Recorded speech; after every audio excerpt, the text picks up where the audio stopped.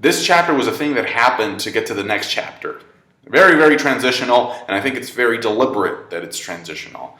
I think a lot of us are waiting for that nice, warm 900th chapter of One Piece, because Oda has this tendency of doing epic things in chapters that now end in 0-0. In chapter 700, there was a lot of epic world building that took place, and then the chapter ended with us finding out that Doflamingo actually had Ace's fruit, the Mera Mera no Mi, and then chapter 800 was the formation of the Straw Hat Pirate Fleet. So I can't wait to see what happens in 900. I just realized that I may not have been looking at the camera properly, but it's because this new setup really throws me off. But thankfully, everything will go back to normal next week. So yeah, this whole thing will be gone next time I do a One Piece review. I feel like eye contact is super important in my videos, and I'm not really mastering that right now. I'm sorry, okay? Anyway, we get introduced to this giant called Stansen. He looks like he's kind of carrying the real version of the Usopp hammer. I like the skulls that he has on his clothing and the black horns on his helmet. And his face reminds me of a mixture between Goldie Roger and a young Garp. I don't know if you noticed this, but Oven has been getting a lot of shine recently in the manga. And I was rewatching some of the anime episodes, and they actually made a point to sort of emphasize and showcase each of the triplets opening up a door their own way. Like Oven burns right through it, Daifuku uses his genie to prop it open, and then Katakuri just says, don't worry, it'll open soon, because he can use future sight. And eventually it does open. So the fact that the anime is focusing on the triplets and is actually introducing them as characters even before the manga did is very telling about how important they're going to be in this arc. And since Katakuri already had his time, he had his fight against Luffy, and now the story is focusing on what Oven is doing, I'm pretty sure Daifuku is coming up next. So I still have my fingers crossed for that Sanji versus Daifuku fight that I've been pushing for like for months now. I mean, he's out at sea right now because Carrot messed up his ship, and that's exactly where Sanji and Luffy are headed towards, so it would make sense that he pops up. And speaking of Charlotte family members at sea, Smoothie decides that she's going to hang back because she's earned it. She's earned a well-deserved rest. Well, that and she's very cocky. She thinks, like, what's going to happen? Like, they can't get out of there. But what that does is that it leaves an opening for the Germa fleet to arrive by the end of the chapter. I like how the cabin on Smoothie's ship is actually a smoothie, and there's an apple there as well. It was surprising to find out that some parts of the mirror world were still not shattered and blown to bits because of the Luffy and Katakuri fight. But anyway, Pekoms is running, he's trying to get out of there with Luffy, and he says that he, unlike Carrot, by the way, shout out to Carrot, cannot fully control his Sulong form. Only Pedro's voice was capable of calming Pekoms down in the past. I don't know if that has anything to do with the feline lineage that they both share.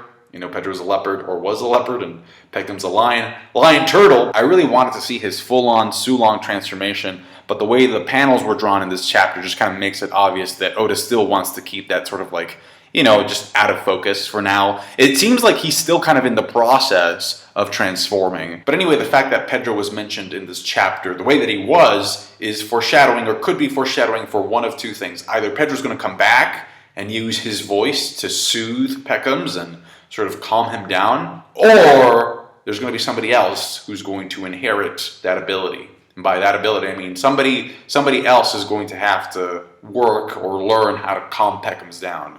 It could be Carrot. The sad thing is that like Pekoms is kind of like just left there to die by the end of the chapter. Maybe not to die, but they were talking about like taking out his eyes so that he wouldn't be able to look at the moon anymore. So, you know, it seemed like he was getting mutilated by the end there. The thing is that Pekoms is always getting hurt. He's always getting wrecked by somebody in the series. Like, he's literally the mink equivalent of Hachi. Hachi always gets injured. He always gets into harm's way. It's the same thing with Pekoms. So my hope is that whoever ended up saving Pound from being decapitated by Oven shows up and saves Peckham as well from that horrible, horrible fate. Anyhow, Pekoms gets out of the mirror world holding Brule hostage, and then there's this shot close-up of Oven's face. There's like a bunch of action zoom-in lines leading up to his eye, which would normally signify that the character is using King's Haki, but because it's Oven, we can pretty safely assume that it's actually his awakening. So he's using his Devil Fruit ability, and then he bursts that pistol that Pekoms is holding into flames. And I don't know what the range of that ability is, but it could potentially be very broken. Like, just imagine Oven staring out onto the Germa fleet and making all those snails catch fire. turns out that Luffy, even after his fight against Katakuri, is still capable of sky jumping above rooftops. He literally surpassed the height of the rooftops of those houses on Cacao Island. Anyway, he's joined shortly by Madara Uchiha's long-lost final clone, and he actually offers Luffy a little bit of advice. He tells him, up in the air, you're an easier target. And I really wanted to see what he could do with his sword, because the pattern on it is very reminiscent of the same pattern that Zoro has on his sword. So it could be one of the higher tier swords that he's wielding. It would make sense that, you know, somebody in the family of a Yonko would have one of the swords. It could be one of the 50 Ryo Wasamono swords, or it could be one of the 21 O Wasamono swords. But yeah, just the design really reminded me of Shusui. However, the sword never gets used because Sanji comes in there with the skywalk and his classy jazz music. Lands a kick on Raisin, aka Madara Uchiha, and it was surprising. First of all, I love how Oda draws Sanji's one-legged kicks, but also the impact, I mean the force of that kick. Like, he literally sends Madara crashing into a tower. Then Sanji turns to Luffy and he's like, so you won, huh? And Luffy's like, yeah, because I'm the main character. And so as they're flying, Pekoms is being held on the ground, and that's where the mutilation is about to happen. And obviously, it's a very bad situation. So Sanji looks back. I'm assuming that he was thinking of trying to go back to rescue Pekoms. But then Ewan, Bubble Boy, comes in and he's like, foolish, what are you doing? Boom, sit down, boys. I forgot to mention that at this point in time, Luffy's sandals have completely disappeared. And so after that, it just kind of felt like Oda was saying, okay, I gave Sanji his moment, his cool little scene against Raisin, but now let's backtrack a little bit. Now he's completely surrounded by weapons. Like, Oda just makes it abundantly clear that this is a situation that Sanji cannot escape, at least not by himself. And so they start shooting at him in point blank range, and then we see this dark silhouette stand in front of Sanji, and we see this explosion at the harbor. We see different characters react to that. First we see Oven, then we see this other character. He was introduced back when ex-Commander Snack was introduced. He's on a ship, but he literally reminds me of the mayor from Nightmare Before Christmas. At least his top hat does. I mean, he literally has like the same costume on. We get a close-up of Snack's nose for the very first time. It just seems like one of those Disney noses that you could just sort of like honk, go like honk, honk. It kind of makes me think about why, if Snack got defeated by Matt Debunk, I wonder why Big Mom didn't choose like a replacement. You know, why did she just decide to demote Snack and not make Oven or Daifuku or anybody else a Sweet Commander? And maybe it's because there wasn't enough time between Snack's defeat and the time that Luffy arrived at the island. But anyway, the Vinsmokes show up, finally, and they're led by Ichiji. No Judge, no sign of Judge, but if you look at Ichiji's hand, it's covered in blood, so I'm assuming that he actually blocked those bullets with his bare hand. If you can call it bare, because, you know, the Vinsmokes have like special skeletons. I really wanted to get a Reiju entrance out of this, but the camera mainly focuses on Ichiji, and Reiju's just like in the background there, so we don't really get to see her face. And I really want to see her face because I haven't seen it in a while.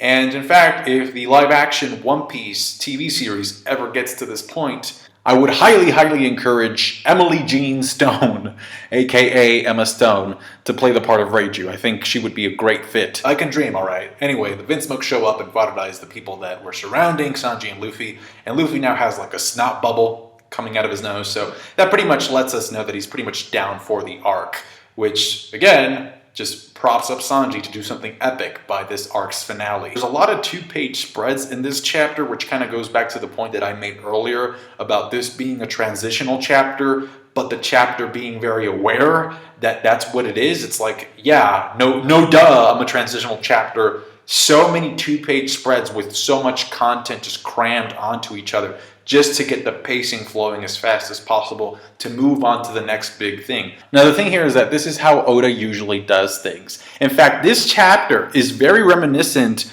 of parts in Dressrosa where Luffy was also drained, he needed a break, he needed to recoup, and he was running around Dressrosa being carried by the announcer, Gats. So just replace Gats for Sanji, and that's kind of like what we got in this chapter right here. Luffy's fight against Katakuri ended last week, now he has to take a break. And again, that's just kind of like the formula that Oda has been using. But I will say, to his credit, I think he's learned from those chapters in Dressrosa, because at least now he tells us, well, okay, I'm going to have Luffy run around like this. Sanji's going to try and save him, but at least I'll give you some action with Sanji. I'll give you Pekoms using his Sulong form, or at least getting into that form. And then I'll also throw in the Vinsmokes just to give you something to look forward to. So personally, I thought all those choices were great. The fact that he included all those things in this chapter were good choices. But I would have added, just have Big Mom eat the cake. I mean, just to get it out of the way, just have Big Mom at least about to, stuff her face with the cake. Anyway, guys, that's going to do it for me. Thank you so much for watching. Like the video if you did. I appreciate that. Subscribe to my channel if you haven't already for more One Piece related content. Again, the setup will go back to normal next week, so I'll catch you there.